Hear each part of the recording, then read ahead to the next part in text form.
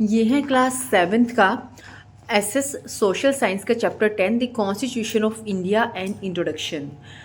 इसमें स्टार्टिंग में है आई वुड लाइक मतलब ये एग्ज़ाम पॉइंट ऑफ व्यू से इतना इम्पोर्टेंट नहीं है। बस इसमें क्या दिया गया है, जो डॉक्टर राजेंद्र प्रसाद जो हैं फर्स्ट प्रेसिडेंट ऑफ इंडिया, उन्होंने क्या कहा था जब कॉन्स्टिट्यूशन बन रहा था कि I would like to point out that if we are able to act according to the constitution which has been adopted I am sure we shall be able very soon to make our country great.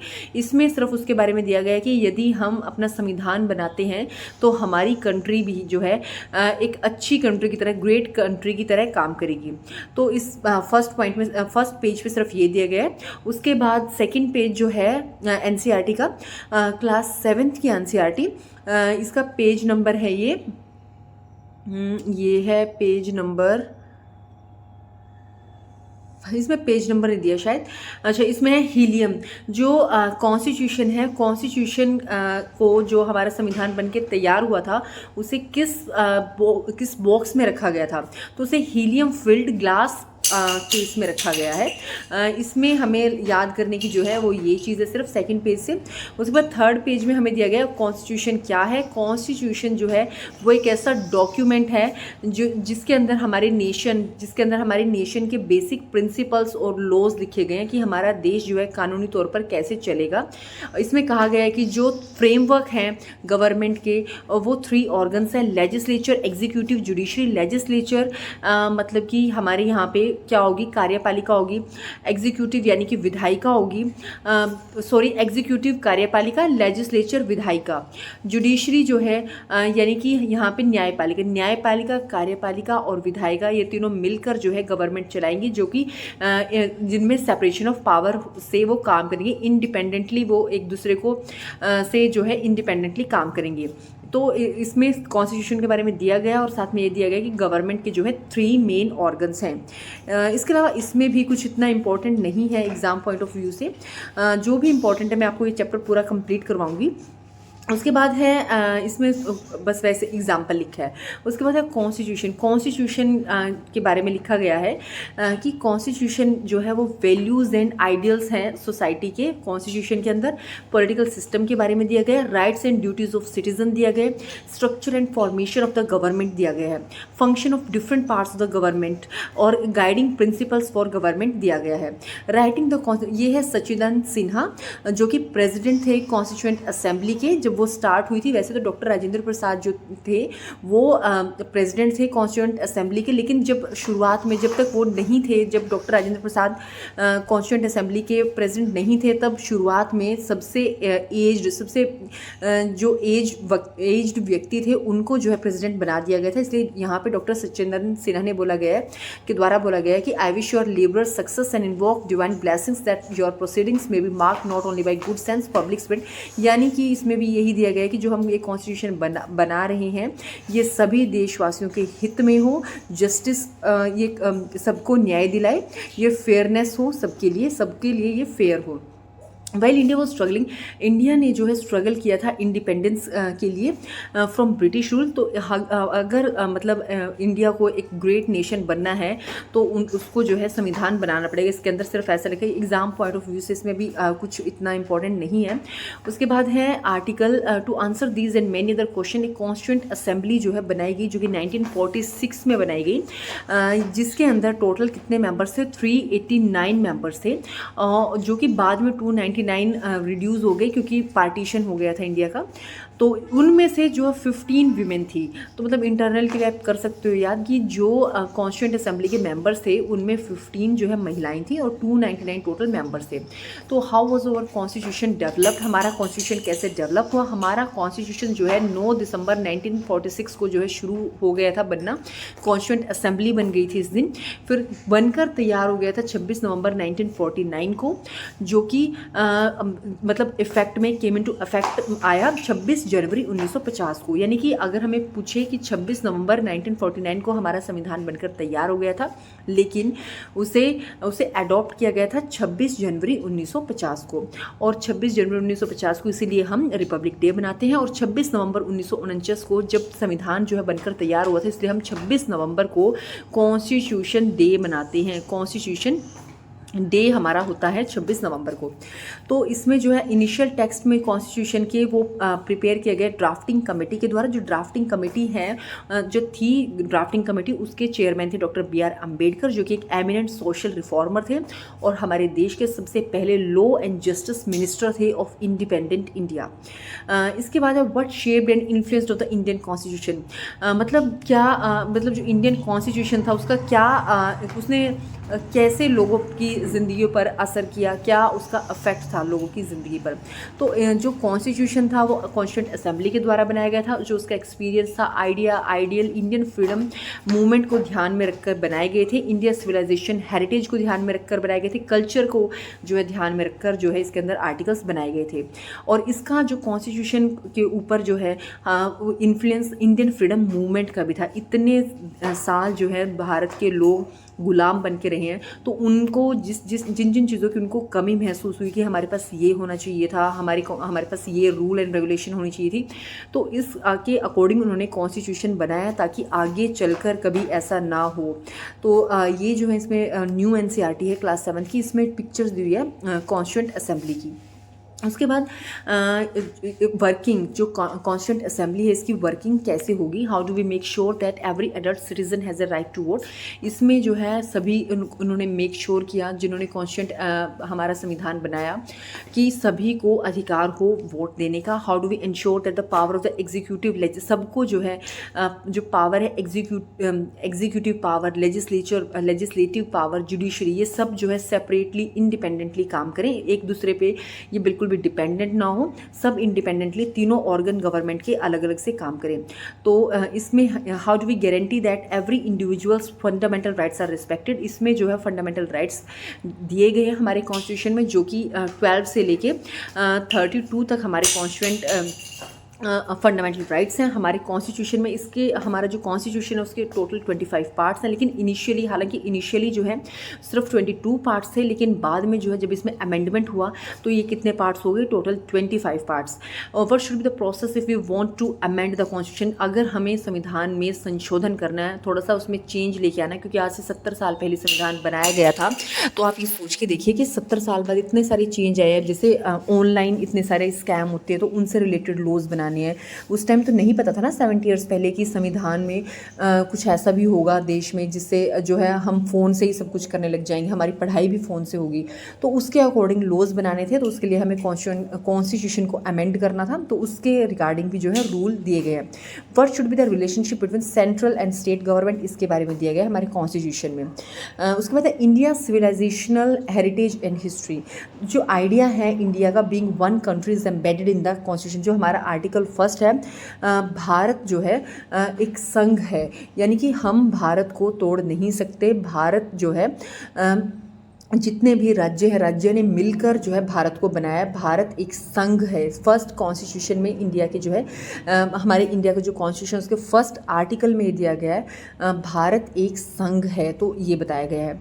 इसके अलावा इसमें जो वसुधैव कुटुंबकम, respect for women, pursuit of learning and knowledge, ये सब इन चीज़ों को ध्यान रख के कॉन्स्टिट्यूशन को बनाया गया है। उसके बाद इसमें important learning from across the world. जो संविधान बनाया गया है भारत का, उसमें बहुत सारी लर्निंग्स हैं, जैसे कि जो भारतीय हैं वो इतने सालों तक जो है गुलाम रहे हैं, तो उनसे सीख ली उन्होंने और उस सीख से जो है उन्होंने कॉन्स्टिट्यूशन बनाया है। इसके अलावा पूरे सभी देशों के संविधान को एक्सप्लोर करके उनसे समझ के, उनसे आइडिया लेके हमारे अपने देश के संविधान में जो है उनको डाला गया है। जैसे कि फॉर एग्जांपल जो आइडिया है, जो आइडियल है लिबर्टी, इक्वालिटी एंड फ्रेटर्निटी, ये तीनों चीज़ें जो है जो हमारे संविधान में लिबर्टी, इक्वालिटी और फ्रेटर्निटी, जो ये आइडियल्स हैं, ये कहाँ से अडॉप्ट किए गए? ये फ्रांस कॉन्स्टिट्यूशन से अडॉप्ट किए गए हैं। ये आपके पास इंटरनल में ये क्वेश्चन आ सकता है। कि लिबर्टी इक्वालिटी फ्रैटर्निटी किस देश से जो है इसको अडॉप्ट किया है, तो ये फ्रेंच कॉन्स्टिट्यूशन से अडॉप्ट किए हैं। इसके अलावा जो आइडिया है डीपीएसपी का, जो कि आर्टिकल 36 से 51 में हमारे आर्टिकल दिए गए हैं कॉन्स्टिट्यूशन में, डीपीएसपी ये किस देश से लिए गए हैं, तो ये आयरलैंड से लिए गए हैं। आयरिश कॉन्स्टिट्यूशन मीन्स ये आयरलैंड से लिए गए हैं। उसके बाद है जो कंसेप्ट है इंडिपेंडेंट जुडिशरी, मीन्स जुडिशरी जो है वो एग्जीक्यूटिव और कार्यपालिका है और विधायिका से जो है अलग होकर उनसे इंडिपेंडेंट होकर काम करेगी। यानी कि हम बोल सकते हैं एग्जीक्यूटिव और हमारी जो विधायिका और कार्यपालिका है उनसे इंडिपेंडेंट ये काम करेगी। तो ये जो कंसेप्ट है ये अमेरिका से लिया गया है। अच्छा, इसके बाद है जो डेक्लरेशन है of the rights of man of the citizen which focused on the equality liberty and justice for all was formulated during the 1789 French revolution. यानी कि जो आइडिया है, जो इक्वालिटी है, जो राइट्स मैन को दिए गए हैं, लिबर्टी और जस्टिस दिए गए, वो सभी के लिए बराबर है और ये फ्रेंच रेवोल्यूशन से लिए गए हैं। इसने हेल्प किया spread of such ideals in many parts of the world. Many constitution adopted और adapted its value and principles. इसके बाद है आर्टिकल, हमने यहाँ पे पढ़ा कि जो इंडियन कॉन्स्टिट्यूशन है उसने कहाँ कहाँ से जो है किस किस कंट्री से कौन कौन सा आइडियल लिया हुआ है, क्या क्या एक्सप्लोर किया है। तो फ्रेंच कॉन्स्टिट्यूशन से आइडियल फ्रेटर्निटी का, इक्वालिटी का और जस्टिस का। Liberty, equality and fraternity French constitution से लिए गए हैं और आयरिश कॉन्स्टिट्यूशन से लिए गए हैं डीपीएसपी और अमेरिकन कॉन्स्टिट्यूशन से लिए गए हैं इंडिपेंडेंट जुडिशरी। उसके बाद है की फीचर्स क्या है कॉन्स्टिट्यूशन के, तो अगर हम जल्दी से करें तो ये हैं 3 ऑर्गन्स होंगे गवर्नमेंट के, लेजिस्लेचर, एग्जीक्यूटिव एंड जुडिशरी। जो लेजिस्लेचर है वो लॉ बनाएगा, लेजिस्लेचर लॉ बनाएगा, यानी कि जो विधायिका है वो लॉ बनाएगी। जो एग्जीक्यूटिव है उन लॉज को इम्प्लीमेंट करेगा। जो जुडिशरी है, न्यायपालिका, वो चेक करेगा कि जो लॉज हैं वो सही बने गए हैं या नहीं, वो जनता के हित में है या नहीं, जो भारतीय हैं, भारतीय जनता है उसके हित में है या नहीं। और यहाँ पे 3 टायर सिस्टम ऑफ गवर्नमेंट होगी, यानी कि सेंटर, सबसे पहले केंद्र सरकार यानी कि प्रधानमंत्री और उनकी काउंसिल ऑफ मिनिस्टर। उसके बाद है स्टेट यानी कि चीफ मिनिस्टर और उनकी काउंसिल ऑफ मिनिस्टर। और उसके बाद लोकल, जिसमें क्या आता है, जिला परिषद आता है और इसमें सरपंच, नगर पंचायत आती है, ग्राम पंचायत आती है, उसे बोलते हैं हम पंचायती राज सिस्टम। तो कॉन्स्टिट्यूशन जो है वो एड्रेस करता है ये पॉइंट्स कॉम्प्रिहेंसिवली, उनके फंक्शंस, रिस्पॉन्सिबिलिटी और जो अकाउंटेबिलिटी है, जो हर एक जो गवर्नमेंट के हर एक ऑर्गन की जो अपनी अपनी ड्यूटी हैं, लेजिस्लेचर की, एग्जीक्यूटिव की, इसके अलावा एक और है न्यायपालिका, जुडिशरी की। तो वो सबकी अपनी अपनी ड्यूटी है जो कि वो अपने मतलब एक दूसरे के बिना एक दूसरे पर डिपेंड किए इंडिपेंडेंटली वो अपनी ड्यूटी करेंगे। उसके बाद नेक्स्ट पेज पे दिया गया जो डायरेक्टिव प्रिंसिपल है, वो गाइडलाइन है सरकार के लिए, स्टेट गवर्नमेंट के लिए, कि वो कैसे जो है उनको अपने गोल तक पहुंचना है, कैसे सरकार चलानी है। तो डीपीएसपी एक गाइडलाइन होती है स्टेट गवर्नमेंट के लिए। उसके बाद पीपल हु रोट, जिन्होंने हमारे कॉन्स्टिट्यूशन को लिखा है, उनका पर्पज़ था, वो चाहते थे कि हमको जो यहाँ की जनता है उनको कुछ राइट्स मिले, जिनको फंडामेंटल राइट बोलते हैं, और साथ में कुछ गोल्स हों। जो गोल्स हैं उनको डीपीएसपी नाम दे दिया गया, और जो नागरिक हैं, भारतीय नागरिक हैं, उनको जो अधिकार मिले उनको फंडामेंटल राइट्स बोला गया है, जो कि आर्टिकल 12 से लेके आर्टिकल 35 तक है। तो कुछ इंपॉर्टेंट आर्टिकल्स इसमें दिए गए हैं, वो है राइट टू इक्वालिटी, जो कि आर्टिकल 14 में दिया गया, यानी कि सबको समानता का अधिकार है। सबको जो है समानता का अधिकार है। ये नहीं है कि लड़कियों को या फिर लड़कों को आज़ादी मिलेगी, लड़कियों को नहीं मिलेगी, लड़कियों को रूल रेगुलेशन रहेंगी। तो मतलब समानता का, सबको जो भी मिलेगा वो समान मिलेगा। राइट टू फ्रीडम, सभी को जहाँ रहने का मन है, जहाँ बसने का मन है, जहाँ जाने का मन है, सभी को अधिकार है। ये आर्टिकल 21 में दिया गया है। और आर्टिकल 21A जो है उसमें दिया गया है, आर्टिकल 21 में राइट टू लिव भी दिया गया है, राइट टू लाइफ, यानी कि जिस सबको जीने का अधिकार है। कोई भी किसी के कहने पर ये नहीं कह सकता कि आप तो ऐसे हैं तो आपको जीने का कोई अधिकार नहीं है। अगर किसी के साथ ऐसा होता है तो वो इसके खिलाफ जो है कोर्ट में जा सकता है, क्योंकि ये फंडामेंटल राइट है। फंडामेंटल राइट जो है वो उसके जब भी किसी का फंडामेंटल राइट का हनन होता है तो वो व्यक्ति कोर्ट में जा सकता है, हाई कोर्ट या फिर सुप्रीम कोर्ट। उसके बाद है राइट अगेंस्ट एक्सप्लॉइटेशन, जो कि आर्टिकल 23 है, यानी कि बच्चों से जो है हम मजदूरी नहीं करवा सकते, उनको एक्सप्लॉइटेशन, उनका शोषण नहीं कर सकते, पढ़ाई की उम्र में उनसे काम नहीं करवाया जा सकता, ये भी फंडामेंटल राइट है। उसके बाद आर्टिकल 21A, जिसे कि बाद में डाला गया था, जो ओरिजिनल कॉन्स्टिट्यूशन था उसमें ये नहीं था, इसे अमेंड करके डाला गया था। तो ये है आर्टिकल 21A, सभी को पढ़ने का अधिकार है। उसके बाद है DPSP आर्टिकल 41, यानी कि वेलफेयर गवर्नमेंट, सभी के लिए जो है गवर्नमेंट समान रूप से काम करेगी। ये नहीं है कि अमीरों के लिए अलग से, गरीबों के लिए अलग से, तो वेलफेयर गवर्नमेंट सबके लिए समान रूप से कार्य करेगी। यूनिफॉर्म सिविल कोड आर्टिकल 44, यानी कि समान सिविल संहिता, सबको के लिए रूल एंड रेगुलेशन सेम है। ये नहीं है यहाँ पे कुछ तबकों के लिए अलग रूल है और कुछ समाज के जो समाज के जो लोग हैं उनके लिए अलग है, ऐसा नहीं है। आर्टिकल 44 में दिया गया कि सबको समान सिविल संहिता। आर्टिकल 38 में social, political and economic justice, सभी को सोशली जस्टिस मिलेगा। ऐसा नहीं है कि जो सामाजिक जो ज़्यादा VIP हैं या फिर जो इन्फ्लुएंसर्स हैं उनको जो है जस्टिस मिलेगा, ऐसा नहीं है, सभी को समान मिलेगा। पॉलिटिकल एंड इकोनॉमिक जस्टिस, यानी कि पॉलिटिकली भी, राजनीतिक तौर पर भी और आर्थिक व्यवस्था के तौर पर भी सभी को समान रूप से न्याय मिलेगा।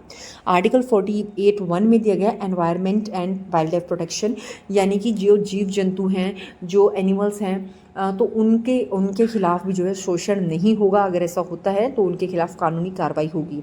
आर्टिकल 49 में दिया गया प्रोटेक्शन ऑफ मॉन्यूमेंट्स और places and objects of national importance, यानी कि जो हमारे देश की जैसे कि मॉन्यूमेंट्स है, रेड फ्लैग हो, मतलब लाल किला हो गया, रेड फोर्ट है जैसे, और कुतुब मीनार है, इनको जो है कोई इनको हनन नहीं कर सकता। अगर ऐसा होता है तो उनके खिलाफ कानूनी कार्रवाई होगी। आर्टिकल 47 में दिया गया है nutrition standard of living and public health, means सभी को जो है न्यूट्रिशन मिलेगा। आर्टिकल 47 में सबको समान अधिकार है, सबको जीने का अधिकार है, स्टैंडर्ड से रहने का सभी को अधिकार है। ये फंडामेंटल राइट 47 में दिया गया है।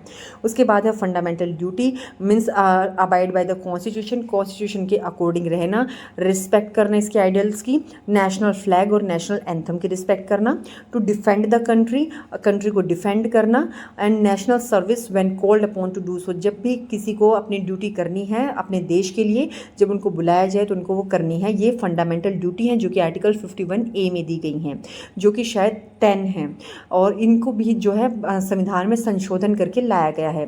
उसके बाद वैल्यू और प्रिजर्व करना, हमारे देश के हेरिटेज को और इसके कल्चर को प्रिजर्व करके रखना। टू प्रोटेक्ट एंड इम्प्रूव, जो नेचुरल एनवायरनमेंट है जैसे कि फॉरेस्ट हो गया, lakes, rivers and wild life, इनको प्रोटेक्ट करके रखना। टू सर्वाइव टुवर्ड्स एक्सीलेंस, हमें एक्सीलेंस की तरफ बढ़ना है, अपनी ज़िंदगी और बेहतर करनी है। एक्टिविटी, और इसमें कलेक्टिव एक्टिविटी होगी, so that the nation constantly rises, ताकि पूरा देश जो है एकदम एक कॉन्स्टेंटली राइज कर सके, higher level of endeavour and achievement को पाना है।